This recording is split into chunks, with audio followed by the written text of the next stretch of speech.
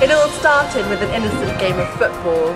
5 members of the North Court team were playing in the garden when disaster struck. The effect was devastating. I don't think you can even imagine the kind of mess it made. This is just a Cambridge college. You think it's any place of work, play, study in general. But the reality is somewhat different. This is Suzanne. This is her room. I'm sure you can understand how very distressed she is.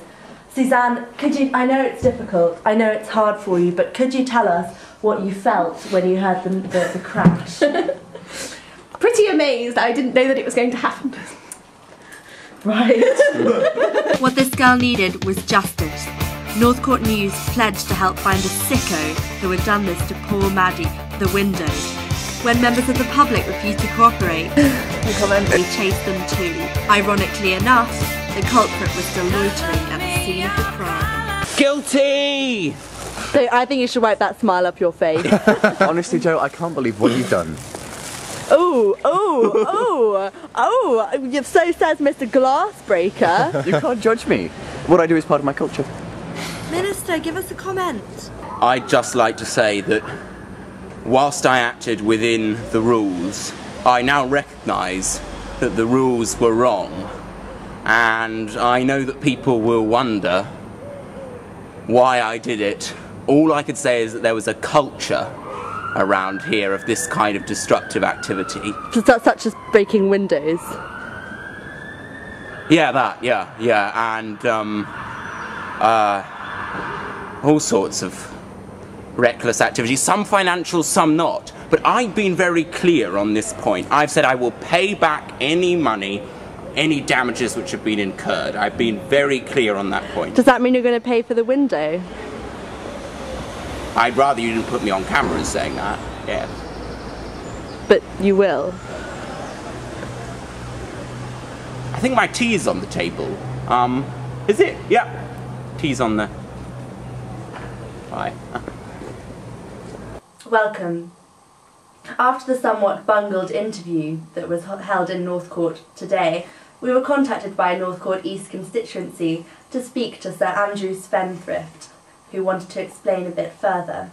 Sir Andrew Spendthrift was accused of using 500 cans of Mr. Muscle to clean his suits of armour. We brought him here to explain and to suggest ways to resolve this issue. I just want to stress that what I did was within the rules, but the rules were wrong, and I'm unequivocal about that point.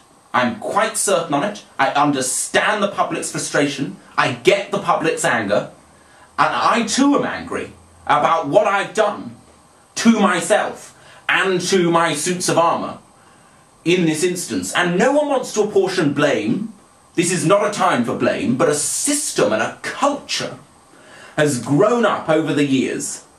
And you know, no one, I could blame the fees office, of course I could, who in fact recommended that I use more than 500 cans. They didn't think it would be enough, Mr. Muscle, to clean the suits. So the suits of armour I have are very old, you see, and they cost a lot of money, and I wanted to do a good job on them. And so I'm not blaming the fees office. And I'm not blaming my father, who I inherited the house from, and the suits of armour. I'm not blaming any of them. I take full responsibility, and I just want that to be crystal clear in the public's mind. Sir Spendthrift, we've had a comment from a member of the public. Alan Thompson from Tunbridge Wells has suggested that the suits of armour should be shared out among the population of this country, of which we used to be proud. Well, you know, Sophie, suits of armour, by their nature, are individual items. You know, you can't get 2 people in a suit of armour, let alone a whole constituency. Only one person can go in one suit of armour. I think as a result it would be entirely appropriate. In fact, it would be indecent and possibly even socialist. And no one likes socialism, do they? It would be socialist to share these round, you see. Yes. Thank you very much, Sir Spendthrift. We'll be back tomorrow at 6 o'clock, same time, don't miss it, with more on the expenses scandal.